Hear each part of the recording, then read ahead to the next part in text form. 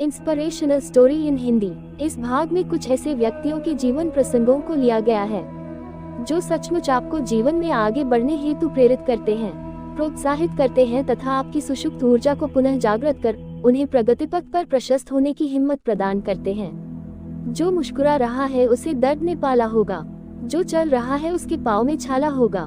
बिना संघर्ष के इंसान चमक नहीं सकता, जो जलेगा उसी दिए में उजाला होगा। संघर्ष क्यों बचे संघर्ष से? संघर्ष ही तो जीवन की आत्मा है। जितना कठिन संघर्ष होगा उतनी ही शानदार जीत होगी। एक बार एक किसान भगवान से बहुत ही नाराज हो गया। किसान बहुत मेहनती था, बहुत मेहनत से वह खेतों में अनाज उगाता, उसकी देखभाल करता, पर अक्सर उसकी फसल खराब हो जाती। कभी सूखा पड़ जाता, कभी बाढ़ आ जाती, कभी तेज धूप, कभी आंधी, कोई न कोई कारण बन ही जाता कि उसकी फसल खराब हो जाती।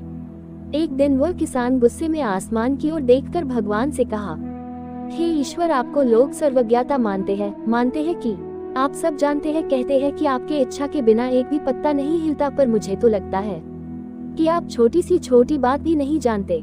आपको तो ये भी नहीं पता कि खेती बाड़ी कैसे करते हैं। अगर आप जानते होते तो हर समय जो बाढ़, आंधी और तूफान आते हैं वो कभी नहीं आते। आप नहीं जानते कि कितना नुकसान उठाना पड़ता है हम किसानों को।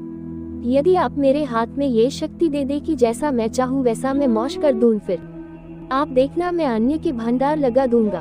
भगवान इस किसान के तीखे वाक्य सुनकर मुस्कुरा रहे थे और वह किसान के सामने प्रकट होकर बोले, मैं आज से तुझे ये शक्ति देता हूँ कि तुम अपनी खेतों पर तुम्हारी जैसी इच्छा ही तुम वैसा मौज कर दोगे।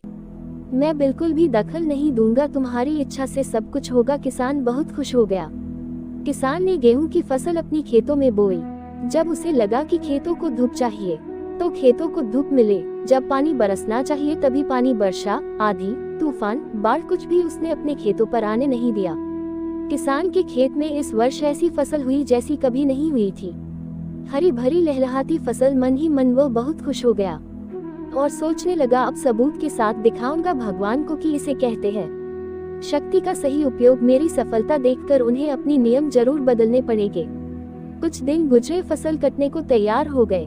किसान बहुत उत्सुकता के साथ फसल को काटने लगा, पर जैसे ही उसकी नजर गेहूं की बालियों पर गया तो उसने अपना सिर पीट लिया और वह रोने चिल्लाने लगा। गेहूं की एक भी बाली के अंदर गेहूं का दाना नहीं था, सारी बालियां अंदर से खाली थी। किसान बहुत दुखी हो गया। उसने भगवान को रोते हुए फिर पुकारा, हे प्रभु, तुमने ये मेरे साथ क्या किया? क्या तुमने मुझे कोई सजा दी? भगवान बोले, पुत्र, ये तो होना ही था। तुमने पौधों को संघर्ष करने का मौका ही कहाँ दिया? ना तो तुमने उन्हें आंधियों से जूझने दिया, ना तेज बारिश से सहने दिया और ना ही धूप में तपने दिया।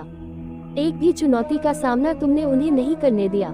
इसीलिए सारे पौधे अंदर से खोखले रह गए। जब आंधी, तूफान, तेज बारिश और धूप पड़ती है तभी ये पौधा अपने अस्तित्व को बचाने के लिए संघर्ष करते हैं और इसी संघर्ष से एक बल पैदा होता है जिसमें शक्ति होती है, ऊर्जा होती है।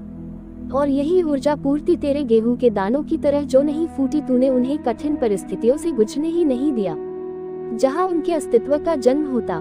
सारे बालियां इसीलिए खाली है, इसमें एक भी गेहूं का दाना इसलिए नहीं है क्योंकि तुमने अपने पौधों को संघर्ष कराया ही नहीं। याद रखिए, स्वर्ण में सवर्णीय आभा तभी आती है जब वह आग में तपने, गलने और हथौड़े से पीटने जैसे संघर्षों से गुजरता है।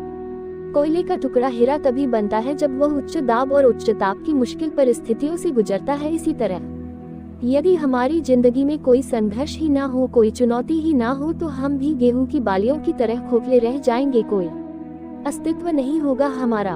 विपरीत परिस्थितियां, चुनौतियां, समस्याएं हमें और अधिक निखारती है।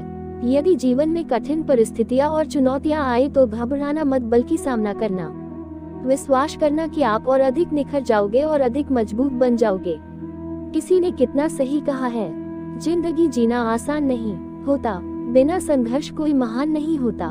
जब तक ना पड़े हथौड़े की चोट तब तक पत्थर भी भगवान नहीं होता।